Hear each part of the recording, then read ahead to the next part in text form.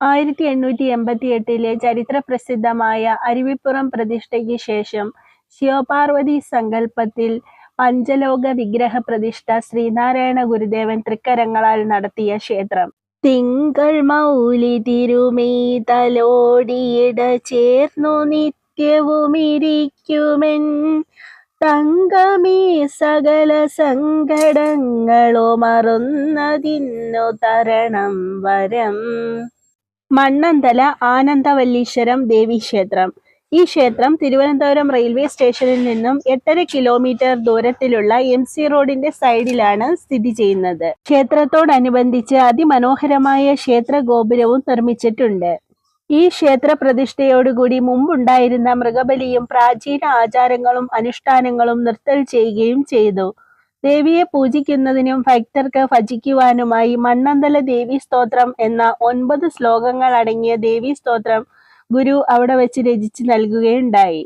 ക്ഷേത്ര പ്രതിഷ്ഠയ്ക്കായി നിശ്ചയിച്ചിരുന്ന സമയത്തിനും അല്പം വൈകിയാണ് ഗുരു എത്തിയത്. വന്ന ഉടൻ ഗുരുദേവൻ ശ്രീകോവിലിനുള്ളിൽ പ്രവേശിക്കുകയും പ്രതിഷ്ഠയ്ക്കായുള്ള അഷ്ടബന്ധക്കൂട്ട് കൊണ്ടുവരാൻ നിർദ്ദേശിക്കുകയും ചെയ്തു. തിളച്ചു മറിഞ്ഞുകൊണ്ടിരുന്ന അഷ്ടബന്ധക്കൂട്ട് ഉരുളിയോടെ 4 പേർ ചേർന്ന് ശ്രീകോവിലിൽ എത്തിച്ചതും ഗുരുദേവൻ തന്റെ തൃക്കരങ്ങളാൽ കോരിയെടുത്ത് പ്രതിഷ്ഠാനാളത്തിൽ തേച്ച് പിടിപ്പിച്ച് പ്രതിഷ്ഠ നടത്തുകയും ചെയ്തു. കൊല്ലവർഷം 1064 കുംഭം 22-ാം തീയതി രേവതി നക്ഷത്രത്തിലായിരുന്നു ഗുരുദേവൻ പ്രതിഷ്ഠ നടത്തിയത്. അവിടെ സന്നിഹിതരായിരുന്ന ജനക്കൂട്ടത്തിൽ ഒരു ജ്യോതിഷ പണ്ഡിതനും ഉണ്ടായിരുന്നു. അദ്ദേഹത്തിന്റെ നിഗമനത്തിൽ അന്ന് പ്രതിഷ്ഠയ്ക്ക് പറ്റിയ മുഹൂർത്തം ഇല്ലായിരുന്നു. അദ്ദേഹം ഗുരുവിനോട് ഇപ്രകാരം, ഏത് മുഹൂർത്തത്തിലാണ് അങ്ങ് ക്ഷേത്ര പ്രതിഷ്ഠ നടത്തിയത് എന്ന് ചോദിച്ചു. അതിന് മറുപടിയായി ഗുരുദേവൻ, കുട്ടി ജനിച്ചതിന് ശേഷമാണല്ലോ ജാതകം എഴുതുന്നത്, മുഹൂർത്തം നോക്കിയല്ലല്ലോ കുട്ടി ജനിക്കുന്നത്.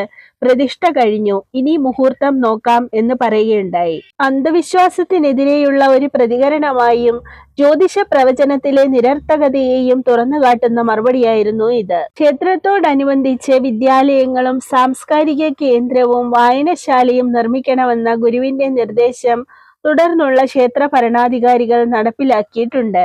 ഏതൊരു ശ്രീനാരായണീയരും ജീവിതത്തിൽ ഒരിക്കലെങ്കിലും സന്ദർശിക്കേണ്ട ഒരു ക്ഷേത്രമാണിത്.